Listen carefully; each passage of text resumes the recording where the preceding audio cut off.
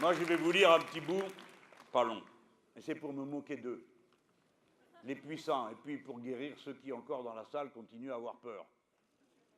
Mais oui, les gens. Ça fait un moment qu'on le sait, ça. Hein.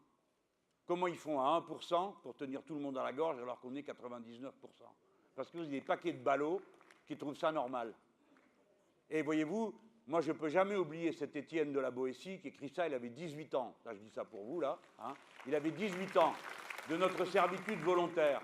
Et il dit, ils ne sont puissants que parce que nous nous mettons à genoux.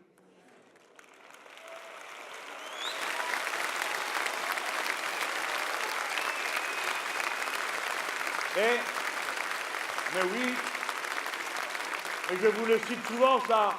Je vous le dis souvent dans les meetings, et répétez-le. Et Machiavel, qui en connaissait un rayon, lui alors il dit, la meilleure forteresse des tyrans, c'est l'inertie des peuples. Voilà. Ils dominent parce que nous les laissons faire, parce qu'ils ont réussi à intimider, parce qu'ils font peur. La peur, c'est leur moyen de rassemblement.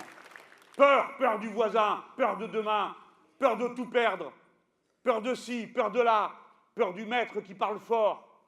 C'est la peur qu'il faut vaincre pour laisser éclater l'optimisme, la joie de vivre, parce qu'il fait beau vivre, parce que c'est beau le soleil, parce que c'est beau la nature.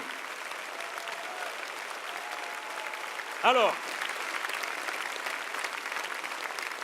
bon, c'est pas Cro-Blanc, hein. Je vous lis pas Cro-Blanc. Je vous lis juste, ça va pas être trop long, mais vous allez voir, ça va vous plaire. C'est dans Le Talon de fer. Bon, Le Talon de fer, c'est un livre de Jack London, mais oui, il est un peu, comment dire, un peu rustique par certains aspects, ça fait un peu propagande. Hein. Bon, enfin, il y a des trucs très bien dedans qui sont toujours vrais. Quand vous le relisez, vous avez un peu honte parce que vous dites, il n'y a rien qu'à changer, qu'est-ce qu'on a fait depuis un siècle? Bon, c'est pas vrai, on a fait plein de choses. Les maîtres, je cite là, hein, les maîtres, vous le voyez, sont parfaitement sûrs d'avoir raison en agissant comme ils le font. Telle est l'absurdité qui couronne tout leur édifice. Ils se sentent même justifiés à faire le mal pour qu'il en résulte du bien. L'un des plus plaisants de leurs axiomes fictifs, c'est qu'ils se proclament supérieurs au reste de l'humanité en sagesse et en efficacité. C'est pas vrai? Ils me traitent de fou et ils disent qu'ils vont bien faire marcher la société. Résultat, le sage, c'est moi, et la folie, c'est leur truc. De par cette sanction, ils s'arrogent le droit de répartir le pain et le beurre pour tout le genre humain. Ils ont même ressuscité la théorie du droit divin des rois du commerce en l'espèce. Le point faible de leur position consiste en ce qu'ils sont simplement des hommes d'affaires.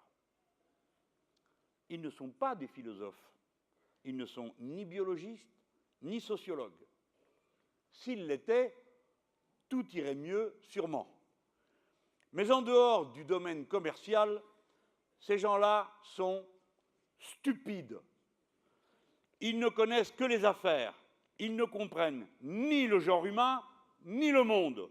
Et néanmoins, ils se posent en arbitre du sort de millions d'affamés et de toutes les multitudes en bloc. L'histoire un jour se paiera à leurs dépens un immense éclat de rire. Il est temps de rire de nos maîtres avant de les renverser.